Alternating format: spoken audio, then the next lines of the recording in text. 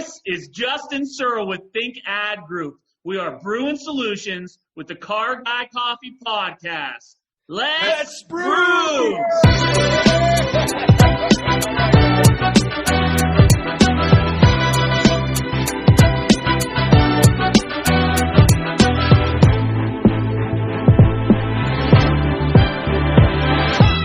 Hey, car guys and car gals. That's right. Welcome back.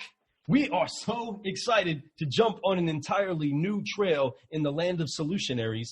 And man, Fred, we have some people that are definitely trying to blaze a trail inside of where it is that they're going and making you literally think how you approach your ads. And it's genius. It's simple. It's an easy way to get moving inside of a direction that is successful for anybody. And I'm excited to have them on the show. I am Fred, too.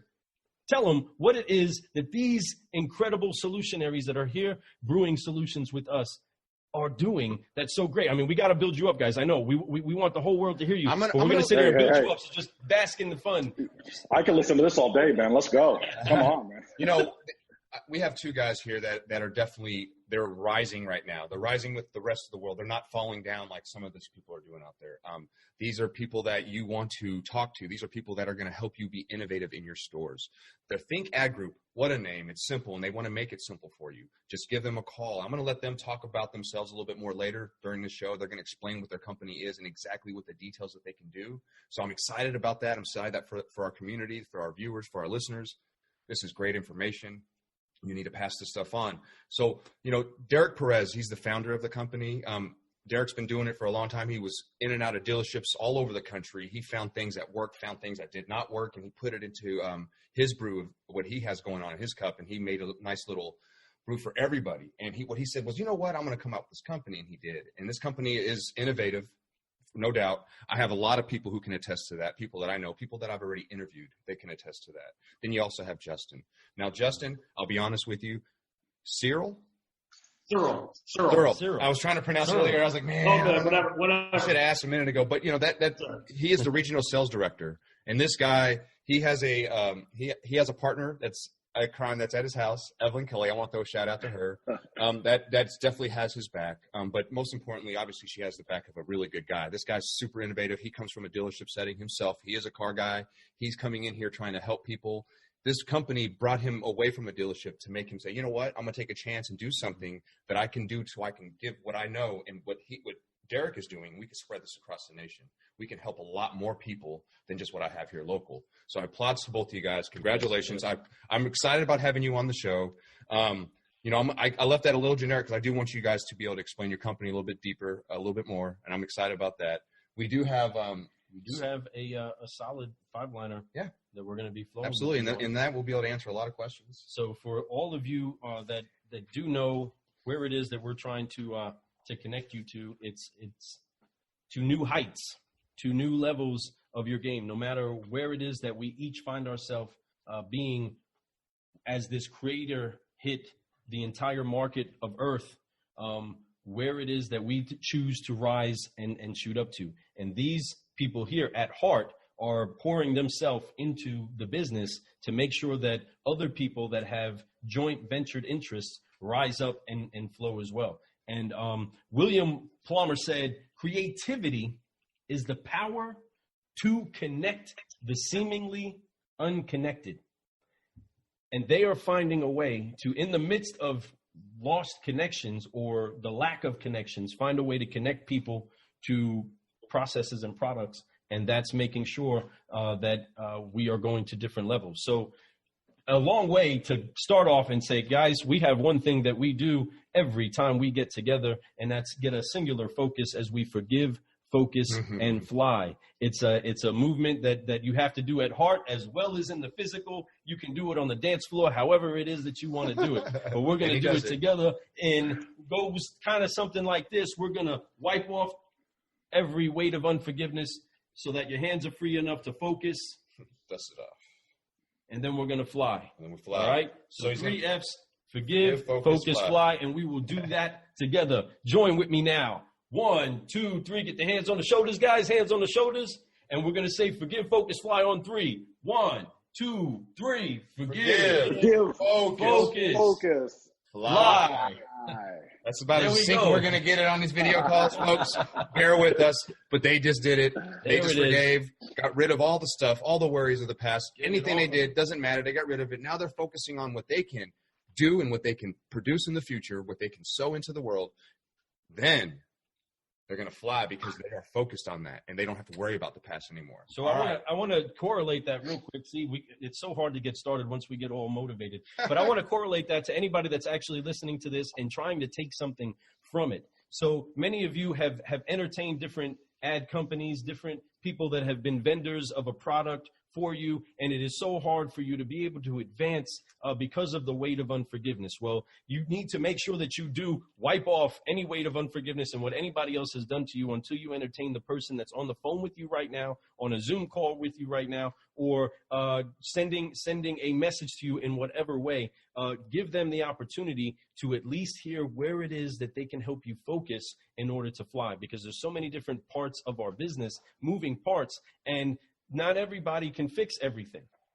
You know what I mean? Yeah. Not everybody has a solution to every problem. Nope. We all have the solution to the problem that we are practitioners in. That's right. If that makes sense. You know what I mean? Absolutely. So it's important that as you do, forgive anything that you've heard from anybody ever about advertisement and the concepts on it. Just right now, get zoomed in and get focused on hearing what it is that these professionals have to offer you. And as you do that, they're going to help you aim at something that you can fly to, and we can all rise together, car guys and car gals. That's right. So make sure that at heart, you get yourself prepared to forgive, focus, and fly as we jump into this 5-liner. Ready? Hey, we're going to get into this 5-liner. There's 5 questions I ask everybody. I'm going to ask each one of you all individually. They'll be the same questions, same 5. This way one of you all will have extra time to think about the answer. So I always ask the same question first. And the first question I ask everybody is, what is your why? When you wake up, what makes you say, I'm going to do it today? Let's go ahead with Derek. Derek, why don't you drop that for us? My why every morning is getting up to come up with new solutions. I mean, we're right on point with what you guys call solutionaries. As a matter of fact, even in our company, we try and avoid the word products, right? It's all a solution. Every morning I wake up with why are we doing this? What are we going to do? How are we going to change things? What can we do to help people? And it really drives me. I'm a nut, as Justin can attest to. I'm constantly calling them with what can we do with this solution? And this is a problem. So, I mean, I'm driven every single morning and every single day by just getting up and trying to help people, honestly. I mean, it's in my blood. From being in the car business for all these years, as you guys know, I mean, vendors always kind of got a bad rap, right? Kind of get a bad rap sometimes. You call, get hung up on. You guys have done it. If you guys ever called dealership trying to sell something. I did. I did that for 4 years straight, yeah. Oh, dude. And I did it. I hang up on people. So, we're just wanting to help. And I'm very passionate about our company and everybody that works with us and everybody we do. So, I mean, it's that's what we're all about. There's no doubt. I think that your company is a great, great company. I love that you're trying to help people save some time and make a few extra dollars without having to do extra work. And it's, and that's I'm just giving a quick brief on that, but it's a great company. So Justin, same thing for you. When you're getting up in the morning or you're sitting there and everything in you says, just go ahead and drink a beer and I'm done for the day. What makes you say, no, I'm going to go ahead and wait? Right. So my why is definitely my family. It always has been. I used to tell stories to my sales team about, I remember what it was like to not want to take an up. You remember what it was like to not want to take an up? Yeah. Like, avoid it. You're sitting there. Yeah. And I took that up for my family. My kids were little. I remember having to take an up for a spiff to pay for diapers, that Saturday spiff money to pay for diapers. I remember that. Yeah. And I got 6 kids, so that's my why. My beautiful wife, so that's why. Wow, you're blessed. 6 kids. Wow. Rich man. Yeah, you definitely car business. You weren't getting out of that. We all come from humble beginnings. If you start in a business, a lot of us, if our parents didn't own a dealership or weren't in management, you just walked in as a green pea, never wet behind the ears. You literally, something like that. A spiff money was really important. If you were, for everything, to even buy your lunch. Sometimes you're like, man, I need spiff money before payday. So we've all been there. We've all grown, and we've all gone past that, which is nice because then you can coach people below you. Say, hey, look, man, this is what I went through. I understand. But if you want to do it faster, here's how you could do it. Yeah, absolutely. That's what this show's about. So, but that gives them an edge too, as far as being the type of car guys that you are, in correlating your particular niche and your product to your audience. You know what I mean? You know Absolutely. it on all vantage points, and that matters. Us as professionals, if you're looking for a good surgeon, you're going to find out how many surgeries they've done at that particular procedure you're getting done to you. Could you imagine? I mean, you've been on the road, we've been around the country because of the amount of exposure we've had. Could you imagine if we got a count on how many people we've closed or we've had a conversation with? If we had one full count of how many procedures we've gone through and that resulted inside of super success, professional now. You know what I mean? That is actually that's what makes us the ninjas that are brewing the solutions that we brew. And that is something that you get to connect with dealerships on. And all of you that are listening or watching understand that they know what you're talking about. They know what you're facing, and they're not saying it because they just have a product to peddle. Nope. No, they have a solution and a procedure to help that solution come to pass. And that's what's great about having you guys out here. Exactly. So we're going to go ahead and second question. All right. So that's exactly right. There's a solution. Because they saw, they're like Vanilla Ice's DJ. Mm-hmm. They saw a problem. They solved it. Check out the hook while they're DJ. Yeah, DJ revolves it. That's what it was. Get it, I was close. So that being said, so question number 2. Before you got in the business, before you got into car sales, into the automotive sales, what did you do before, Derek? Before you even got on a lot and even took your first turn or up, what was your So I got in really early, like right out of high school, literally. And before that, and I don't want to age myself because I think I look like a fairly young guy here, right? I don't know. But that's great. 1992 is when I got in the car business. So prior to that, I was actually in telemarketing. So I was doing some kind of over the phone sales for like a roofing and siding company out here in California. And it was basically just cold calling. And I didn't realize that I was pretty good at it. I was making appointments right and left. And at that time, closers were going out and the closers would go out to the appointments and sell the roofs, windows, and siding. And it was amazing. And my mom always told me, like, hey, you should be a salesman. You're really good. You're really good at what you do. You convince me every time we go somewhere to buy you something. You always convince me to buy you these shoes, this, that. You know what I mean? So it was like natural born talent. But that's what kind of led me into it. And before that, that's what I was doing. So it was a little bit of selling. And everybody remembers back in in elementary school, go around selling candy bars or raising money for fundraisers. I mean, I would kill it at that. I was so competitive. I would, instead of trying to sell one bar of candy, I would try and sell the whole box for $20. I'd say, look, you can sponsor me and the entire school for one time for $20, and I just hold the box out. They'd be like, you had to ask, right? And some people would buy it. Yeah, why not? They'd be like, you know what? There you go, young man. Nice. Yeah, here you go. Yeah. Way to ask it's always for it. no. It's always That's no. the thing I always tell my guys is you have to ask for it. You gotta ask for it. Know if you don't ask. Yeah. They'll say no, then just bring it down a little bit. It's all good. Dude, that's it. No, that's awesome, man. So you always had the entrepreneur, the salesmanship always been inside you the whole time. You've always been that guy that's always asked for the extra, never scared to ask for it type person. I'm the same way, I was a military brat, so I traveled all over the world as a kid, and everywhere I went, I looked for acceptance. I was always that guy. I was different. I'm half Korean. My dad's blonde hair, blue eyes. So, I look different. I walk in somewhere, they're always like, I don't know. So I always had to fit in, become what I had to become, or in a sense, try to make people laugh so they like me, that type of stuff, So I've always had that in me to make people like me, make them comfortable around me, make them instantly be like, I like this guy, So I think that to being a military child and living all over the world and meeting people like every 2 to 3 years, constantly having to meet new friends, and then people coming in that were new too. But yeah, Justin, same thing for you. What did you do before you got in the car business, my friend? So before I got in the car business, I was in the Army for 6 years. I was on active duty. Your service, man. Thank you very much. Welcome. So I was actually in the Army band. I was even cooler, man. Yeah, I was a trumpet player in the Army. And leading up to me getting out, I had always kind of had the sales bug too. Like Derek said, when I was little, and everybody always told me, you should sell stuff. And a year or so before I got out, I started thinking about selling cars, and I planned it out. I planned it out to get out of the Army and sell cars, and that's what I did. So been doing that pretty much ever since. Yeah, one thing I tell people about the military, Lou and I are both veterans. I'm Air Force, he's Army. And one thing that the military did for me was— Thank you for your service. Well, no problem at all, Yeah, man. It was an honor. It definitely was. But, you know, while I was doing that, they taught us processes, and you had to stick to them. They were so, like, guidelines. This is it. You know, so that really helped me understand that there is processes that help make things easier, that make it better and smoother for everybody. And if you make it clear and transparent, it works. So that right there is something I learned from being in the military for sure.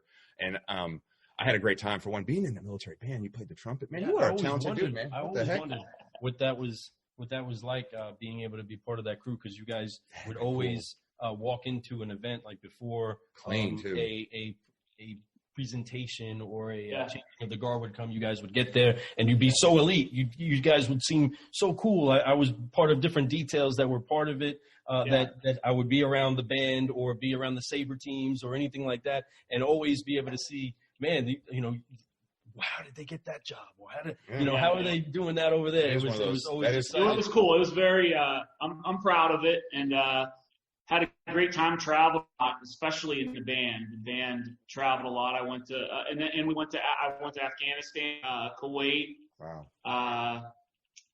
Iraq. I wasn't there long. I was fortunate. I didn't do a full tour over there, but we went over there to perform music during like Christmas time. That's so cool. So, what a cool thing to be able to do for the troops too, man. You know, all your partners and, you know, brothers in arms and, you know, being a patriot too. That's really, really, really cool. I didn't know that about you, man. I have crazy. It was pretty cool. Right now. I was actually, the way that I got into the car business, the commandant inside of PLDC, and who stood on the Soldier of the Year board, the president of the board, he ran into me as I was processing out. He told me to go take a job down the street because he saw me talking in different events that I was able to be a part of. And he said, go do that if you're going to get out of the Army. My daughter works over here at this lot. That's where Fred worked. Mm-hmm. And wow, that's cool. I trained this guy. Switch there. Yeah. Oh, that's cool. That's so cool. I was his team leader on the floor. I was only a year in the business. Somehow they made me a team leader. Like, you want to be a team leader? I'm like, sure. I'll do it. Yeah. I always, anytime someone gave me, if I don't do it well, you demote me. You know, who cares? Exactly. But I got to train guys like this, made me look good. You know, then also embarrass me sometimes. Like, God, he just beat me. Yeah. The military, and even just in the way that you are connected in what you did in the military, to me, again, I try to go deep into how I see these things put together in all of our lives. But you were trumpeting for the armies, for our armies, for those that are making connections and are making boots on the ground transportation for the people in the market. You are still doing that. You're getting people literally on the horn. You know what I mean? You're finding a way to make that connection happen. And it's funny that same flow that you have and what you do, or you did military wise, is what you're transferring into over here with an army of dealers and an army of people behind you that are coming. See, what some people don't know, and again, I'm going deep, I'm going far back, guys. The army band or the worshipers, whatever is leading the army ahead of them, the people, it's always led by somebody with the drum, with the sound. The sound always goes forward before the connection point on the battleground comes. So you have a bunch of people that can carry a weapon and may have a weapon on their back, but they're sitting there hitting the drum, all excited, all pumped up, trying to keep everybody going, keep everybody in cadence, keep everybody having uplifted spirits in order to take on what's going to be at the top of the hill. And that's something that you are actually doing right now, because you're having to bridge that hope and sound an alarm to them saying, hey, the battle is ahead of you. Here, get ahead of the battle with our sound, with a product that's going to help you make that connection once you land there. It's just a crazy, fun correlation for me to hear and see all of that, just getting to know and hear you. Well, now Derek can quit making fun of me for being in the band. Well, hey, I got a whole newfound respect for it. Seriously, I used to make fun of him for being a cheerleader, but we all need him. Shut up! Don't be saying that. That's the first time you know. Okay, look, I got out of the Air Force. I went to college. I was going to Eastern Kentucky University. Stop it, Lou. And I'm going to start our guy confession session right here. I went to EKU. I was in an art class, right? Because I was going to do photography. I was like, you know what? I'm going to try. I didn't know what the hell I was going to do. I said, let me do photography. So I was like, I went to an art class. A couple hot cheerleaders in there. They're like, hey, you know, you should be a cheerleader. I was like, man, I don't know. I can't throw girls up. Oh, you can. So I was like, I'll come to one practice. I show up, I throw a girl up, I catch her, I do it like this. I'm like, oh, this is simple. I'll do it. They gave me a scholarship. I did it for one semester, okay? I'll admit it. I was a college cheerleader for one. But hey. In my immaturity, I made fun of him, but I completely understand. He busted me up. He put pictures all over the actually do office. that, especially my daughter being a cheerleader. So I stopped making fun of him once I learned. But all play a part. But he's really doing that for so many of you out there. I mean, seriously, he's talked some great stuff.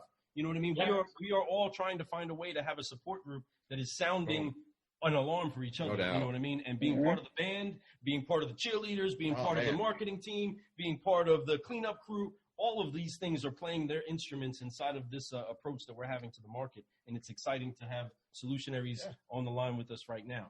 Man. Number 3. Easy to talk with you guys, huh? Yeah. So number 3. Yeah. Third question I'm going to ask you guys. It's a very simple one. Obviously I just asked you guys your whys. I've also asked you what you did before you got into business. Since you've been in this business, who has been your biggest influence? And I'm going to start with you, Derek. Derek, I know it's hard to put it down to one person because you want to give a lot of people love. And it's okay if you want to throw a few people out there, but there's always somebody that you kind of think back in your time, and whether it's in the business or not, but you think and you're like, man, that dude, if it wasn't for him, I probably would have took a different path. Who would that be, or who would those be? I would say to start with, can you guys hear me okay? 100%. Oh, okay, cool. I thought they were beeping at me. So the first person I give a shout out to would be Pete Smart. He was, when I first started in the car business, he really took me under his wing. He was the GSM at the dealership I started at. He was a young dude, and everybody looked up to him. He was a closer. He was a beast. But one thing he always did is, rather than telling you how to do something, he would show you how to do it. There you go. But how to do it right. He wasn't the type of person who would just throw you out there and say, hey man, go over there and go do this, or go shut that guy, or go out there. And he would show you how to do it. He would always educate you. Every time you went up to the desk, you had a deal, he would load your list, but he would educate you. And I really absorbed a lot of that. If I think about people who really influenced me in the car business, that's one. I've got another one too, a very important one, which takes me back to how I got in the car business, is a gentleman by the name of Chuck Graves. He worked at that same dealership, and I was actually at that time dating his daughter. And little did I know, every night when I was hanging out with him, that he was grooming me for the car business. When he would come home from work, he would hang out, and he was an old timer, man. He was in the car business since he was a teenager, and he would come home, hey Derek, go pour me a brandy. He always drank brandy. He goes, go pour me a brandy. 2 ice cubes. I like your fingers. You got real fat fingers. Go 4 fingers with the brandy and 2 ice cubes. So I'd pour him a drink, right? And I'd go hang out with him, and he would just sit there. And what I didn't know, and that's a true story, by the way. Yeah. What I didn't know is he was grooming. He'd be like, let's talk about meet and greet. You got to build a relationship. And he's walking me through all the steps of the car business. Every time we would sit down, he would be drinking and telling me about the car business. And what's crazy is one day, and this is back in the 90s. So I had a mullet, I was rocking the mullet, young guy, didn't really know what I wanted to do with my life. But he had told me, he goes, hey, Derek, he knew I was doing the telemarketing thing. He goes, I think you got a really knack for sales. What would you think about cutting your hair off and coming down and working down at the dealership? I was like, I don't know, man. He goes, well, why don't you come down first and just wash cars? Come do that at least. I sure went down, didn't want to cut my hair washing cars. But then he talked me into it. He goes, look, I'll pay you $1,000. I didn't have any money. He goes, listen, I'll get your sales license. I'll buy your clothes. You cut your hair off. If you don't make $1,000, and back then I was thinking $1,000, man, that's a lot of money. Yeah. $1,000. If you don't make $1,000, your first couple of weeks there, I'll give you $1,000. And he showed me the cash he had. He goes, look, I'll give you $1,000. I'm thinking to myself, like, wow, man. So I did it, cut everything off, went down there. What I didn't realize the whole time that I was hanging out with him at night while he's drinking his brandy is all this stuff just hit me, came natural to me. I went out, grabbed my first up, and it's like I knew everything. Building the relationship. Hey, what can I help you guys look for today? On you. Dude, He was like, Jedi mind tricked you. That's what. You will be a car salesperson. He Jedi'd me. Yeah, he Jedi'd me. And I went out there and it all just came natural. That's and, awesome. you know, every guy has that story when you first start in the car business. I think everybody starts, you always have that big, massive month, right? Yeah. What the new guys come in and they kill it the first month. And I did okay, but it kept getting better and better and better because I just kept picking his brain, man. Between him and Pete Smart, Chuck Gray's Pete Smart, those are my two biggest influencers, man. Put me where I'm at today. And I still talk to Pete Smart to this day. We're buddies. He's texted me already 3 or 4 times a day. We talk almost every day. That's really cool, man. Yeah. No, that honor. That's love. That it's good. And they're gonna. That's some honor to those people. And it's exactly right. If you got taught the right way, you got groomed into it. A guy convinced you. If it wasn't for him doing that, who knows what you'd be doing right now? Exactly. And so, man, that's really, really, really, really freaking awesome, man. And I love that. So, Justin, man, who is your guy and or your people's? Which one? Yeah. So the first guy that influenced me in the car business, his name's actually Aaron Cheer, and he actually still in the car business. He's probably 10 or 15 years older than me. And I was young, out of the Army, just out of the Army. And I learned to close from him. And I tell this story a lot, that the first year or so I sold cars, I was average at best. I mean, and it's funny because I trained so many new salesmen and I'd see it click with them like a few weeks in, a month in, a couple of months in, and it's clicking with them. And I wasn't that guy. It took me a while, you know. It took a lot of repetition for me to get strong on the phone. It took a lot of repetition with me with customers to feel comfortable.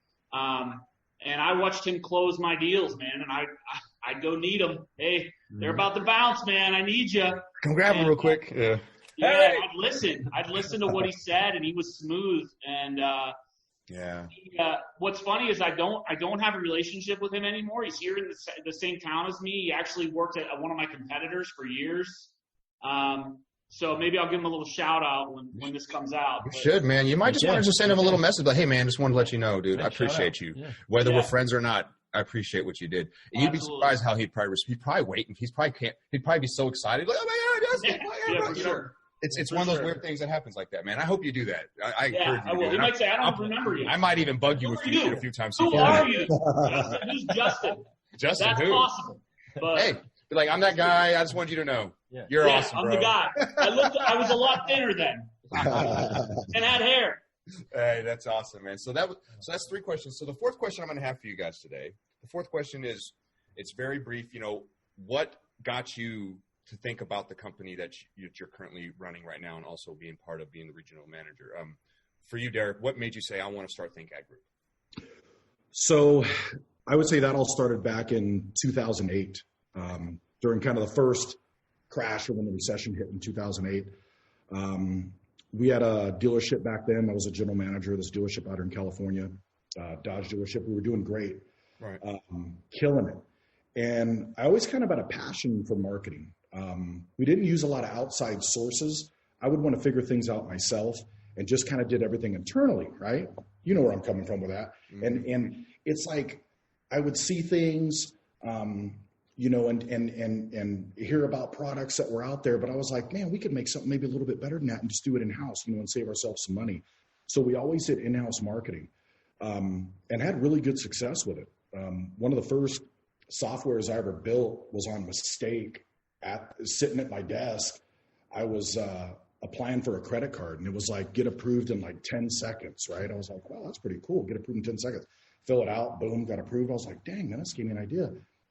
So I said, what if I built a little system, call it 7-second car loan. I'll cut a radio commercial. I'll go on the air and say, hey, you know, if you got challenge credit, can't get approved, give me a call. We can get you approved in little as 10 seconds or 7 seconds. Go on this website.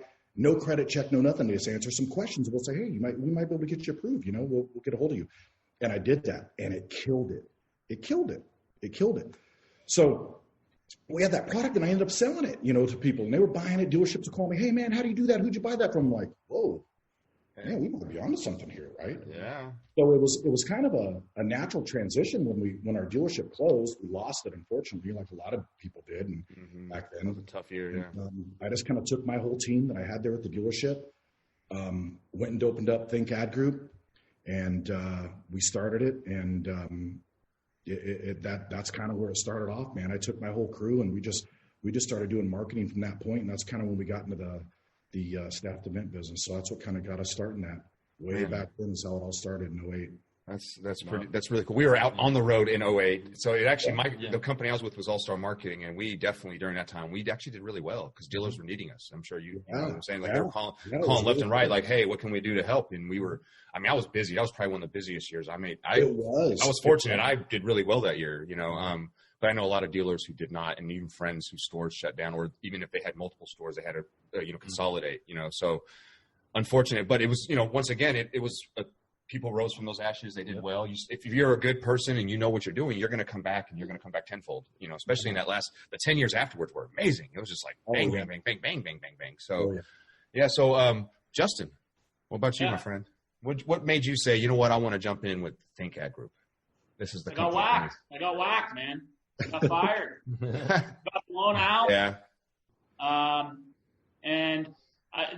I've only been with Derek about 6 months, and I was running a store before that, and I actually had worked at that store for a very long time. I actually worked there two separate times, and I went back there in 18, and we had a great year. 18 was a great year, and 19 was a struggle, and I'm not ashamed of it. It happens in the car business. I was running the store. Yeah, I was running the store, and it fell on my shoulders. And what's cool about the story is the day I get fired, I had my wife come pick me up. I left the demo. She picks me up, and within 2 hours, Derek called me because a mutual friend of ours had told him that, and Derek and I have been friends for years. So from doing the staffed mail events, he would come to my store, and he called me. He said, "Bro, just come work for me." And I said, "Tell me more," And within 18 hours, my wife and I had decided that was the direction we were going to go. And a week in, 2 weeks in, there was no turning back. No turning back. That's awesome. We closed the deal. My very first guy I called was an old dealership I had worked at in New Jersey. And I called the guy, didn't know what I was saying, didn't even know what our solutions were, didn't even know what our products were. I said, "Hey, I got a guy who's got to talk to you." And Reco. Boom. Yeah. So from then on, it was like, Yeah. Derek, I got a guy. We got to talk to him on Monday. Okay. We closed them, and it was smooth sailing, really. I mean, there was no turning back. No. I made a commitment to my wife that I love the car business. Don't get me wrong. I've always loved it. But I miss my kids grow up. I spent a lot of time, 70-plus hours a week at the store. And I have kids that are grown now. Miss them grow up. I still have a couple of little kids. And I made a commitment that I was all in. I'm all in with Derek. And that's awesome. That's that. Man, that's a good battle buddy. That is it. When you find a good battle buddy or a company or something you can get behind, there's something powerful about that. You're 6 months in, and I'm going to tell you, you're starting to put a splash out there already. Mm-hmm. Keep splashing, man. Keep splashing. I mentioned when we had our little pre-talk before, Justin, that, we were talking about using social media, and I've only been on social media for about 5 months. I don't know if y'all noticed, but now I'm all over the damn thing. You're everywhere. I don't go to those 10 times conferences, but I'm a massive action buddy. I believe in that 10 times, so you have to do it. It's consistency. And if you keep putting yourself out there and people are going to start hearing it, and it's because there's a lot of people who do it for a week, 2 weeks, and they stop. Mm-hmm. And then you don't hear from them again. Mm-hmm. I've seen people who commit to doing videos every day and then they stop. It's one of those things, like it makes you look like you're not somebody I could trust. So the more you're consistent, trust me, and especially with the social media game, it is such a good tool for all of us. Mm-hmm. It really is. And I think you guys are already tapping into that already. You know what I mean? That's the one thing that, And Evelyn's the it's good. Boss us around about that. She's always mad at Derek for not posting enough. Yeah, she's amazing. Yeah. She gets on me. She yells at me about it. That's good to have that. You got to have accountability. And that's, that's why I have Lou. Lou holds me accountable. Like, I don't want to disappoint my partner. He don't want to disappoint me. So when we have a schedule, we make sure it happens. We do our best to, we might be running a little late. We might be doing, but we always make things happen, and we definitely have that going on. And I love it. So I know Lou likes to always hit the person with the fifth question. So what you got for him, Lou? And I want to make sure that we bridge all of this together. So car guys, car gals, the importance of battle buddies is on another episode. Make sure you go check it out on the Car Guy Coffee podcast. Reach back there, listen to that, understand how important it is to be connected with somebody. And that's kind of more or less the direction I believe our next series is going into, because we're coming out of a stage where we thought we had everything going. We thought we knew what goals we had, and then everything went shift. Hold on a second. We need to now recalibrate what it is that we're looking at and make new connections. So that's kind of where I think we're going with this, is making new connections, making new things happen and come together and correlate properly. And that's the importance of entertaining anybody that's in advertisement, anybody that's selling you a car. You know what I mean? You're wanting to make that connection. But it takes rapport. Though there's a change up, you also have to have consistency, right? Mm-hmm. Fred just talked about how long you've actually known about him in social media land, right? Mm-hmm. He grabbed the same tools that everybody else has the opportunity to take, the same opportunity that everybody has the chance to take. He has taken and has poured out himself into it, and now everybody knows about him, right? Mm-hmm. Right. You can take that on a small level, make it a bigger level, or go huge level, right? So Fred took a couple, just actually all these tools of the way to market yourself from dealership flow and took it to the rest of the masses and is letting other people reap from that and grow from that. Mm-hmm. At the dealership, I'm on the background. Again, I love more or less producing and stuff, but we produce the dealership. I'm the mascot of the store. If you look up any of our dealership in our local area, I am all down for being in front of the camera if it wasn't me. You know what I mean? And if I'm producing, the connection that I had with Tony Melito to begin with, our dealer at the moment, was literally trying to sell him connections to leads and mail. That's how I met him. Yeah. There's a weird way that made us all flow together to now working at the same stores together or inside of the same group. And dominating. Fred takes his focus off of a couple other things and focuses hard on social media and his access to it. And now everybody sees that. I am more than excited to take what it is that you guys have, deposit that into other people, take what it is that other people have, deposit that into my own life and find success in it. But there has to be a consistency mindset. Mm-hmm. Though we have calamity, and like you said, inside of, and I hope this is layered enough for you all, and philosophy and thought. Question is coming, I promise. Yeah, I am the longest question asker. That's why I asked the last one, okay? I like it. But you said that you only are where it is that you are because of what came from a calamity, what came from a collapse of business. Justin, you're where you're at because of a calamity. Something went wrong. When something hits the house, like a loss of job or a loss of business or anything like that, for all of you that are listening, and everybody's going through that calamity now, that is that opportunity for us to determine how we're going to rebuild. And inside of the land of solutions, we're finding ways to rebuild and rebuild together, because what you have, I need in my store or in my philosophy and way of life. You know what I mean? I don't necessarily always connect with every vendor, but somehow or another, I try to find a way to learn from them or uptick the level of the vendor I have, if that makes sense. You know what I mean? Leverage that in any way possible. So inside of that, what is it that you do, your philosophy or your flow on making sure to stay consistent inside of calamity? I'll start with Derek. So what we do is I feel like opportunities come out of every downfall with anything in life. It could be looked at as an opportunity, a way to get better, a way to do things different. And no different than when this happened with everything that's going on now. We were off to a record year. I mean, over and above what we forecasted, we were probably 4 to 5 times more than what our forecast was for the year. I mean, just really some mind-blowing numbers. When all this started to crumble down, what we didn't do was panic, you know, where a lot of people would panic in a situation like that. We wanted to look and seek what we could do to help build our business up through relationships. Yep. Which is when we kind of jumped on all this, got heavy on LinkedIn and started doing things. And my friend Steve Larinaga always told me this, and I always use it all the time, and my guys get sick of me saying it all the time, but the difference between a contract and a contact is the letter R, and that's relationship. Oh, dude, I'm going to write that down. Is that strong? Write that down. I'm going to give credit to my boy, Steve Larinaga. Oh, that's a good one. Wow. The only difference between those two words is the letter R, contract and contact, right? Oh. And that relationship is so important, right? So when we started doing this, we thought, Justin, what do you think about if we do this? And we collectively talked about it, me and my whole team.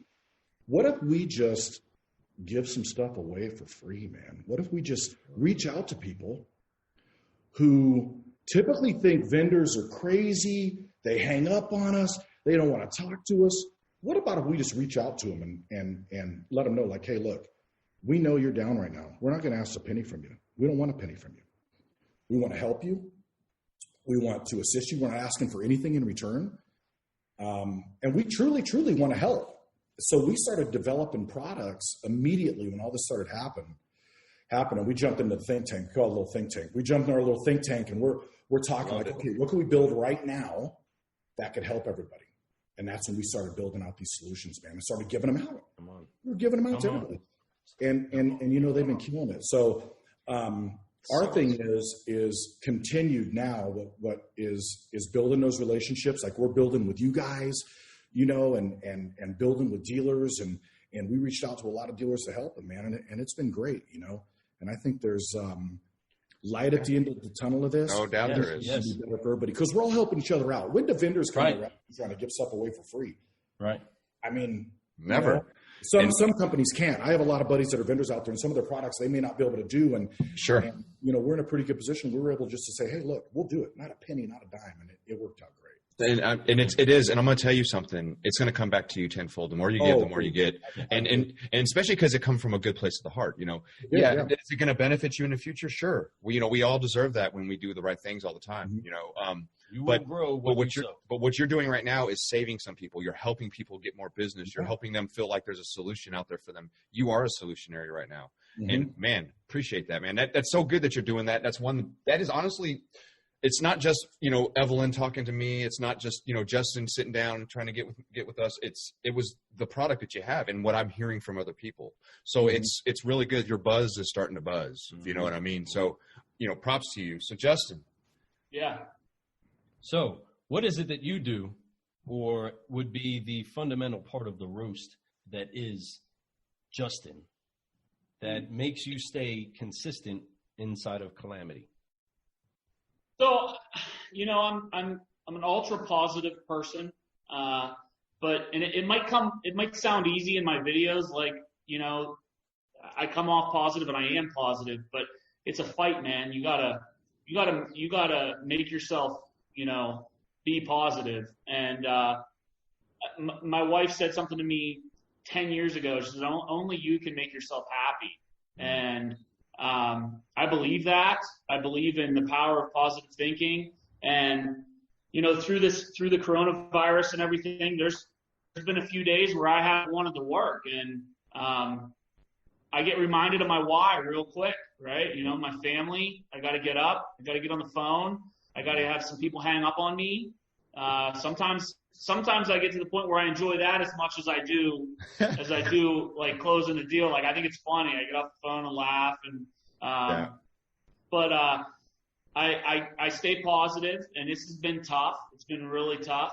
I've got grown kids that are out of college or supposed to be in college, and can't see their boyfriends and girlfriends and all kinds of stuff and all that drama. And I got to be a leader. I got to keep everybody up, so I make everybody dinner and I say, let's hang out and have a couple cocktails and relax. And, so keep it coming. And that's the key. Like, a lot of people talk about positivity. Positivity is a mindset. It doesn't mean you're always in a good mood. It does not mean that at all. Sure. But what it means that you do understand that there is a better future, that it's always something better. Like, because we're all going to get in a funk. We all do it, but the people who make it through are the ones like, yeah, I'm in a funk and it stinks, but I'm going to be all right. I'm going to be all right. You know, no matter what, I'm going to be okay. I'm going to come up on top from this. So we all need to be hope dealers. Yeah. Whatever it is that we're doing, we that's need 100%. to be hope dealers. It's 100%. And you guys definitely are. And I think that what you're doing right now, and we're going to talk some more here in the Fresh News about it, is awesome. I'm so glad that you are doing it. I think the car world needed it. And hopefully you can keep helping more and more people. And I know that, like I said, it's going to come back to you guys tenfold, no doubt, just from doing what you're doing, man. That's right. So you all are sowing some great seeds, and you're going to grow a great harvest from it. Car guys, car gals that are listening and are watching, listen, if there's anything that you actually got out of everything that you heard there, you need to make sure that you are making a good connection with people. And sometimes those connections are your battle buddies, you know what I mean? Like Fred and I, like Derek and Justin, like previous guests that we've had on the show, or they're the people that you're connected with right there at work. You have to make that connection. And if you're going to produce inside of getting a solution to people out there, you have to focus on the connection. Greg Smith said, before you can ever inspire, motivate, or influence, you must connect first. And in order for us to be able to have any of the other things, we have to find a way to connect to people, especially in this new way of moving our actual solution to people. So that's what I got out of it. Keep calm and consistent in calamity, but make connections, make solid connections. Yep. They've made a great connection, and your life is in a better place right now, and you're hopeful about the future, and that is very important for us each to do moving forward. Yep. Most important thing to know is that we're not the only ones dealing with this. That's right. The whole world is. We are all everybody. connected. So if you think of it, what's the difference between you and everyone else? Just being positive and going through this, knowing that there is a better future. So this time has definitely made us all separate, but somehow connect. It's a good time to we may not have had the time to put this together right now had we been doing the rest of our lives. You know what I mean? Yep. Inside of a normal every I normally would be at the dealership day, right now telling my guys to get my stips. Yeah, it's exciting. Yeah.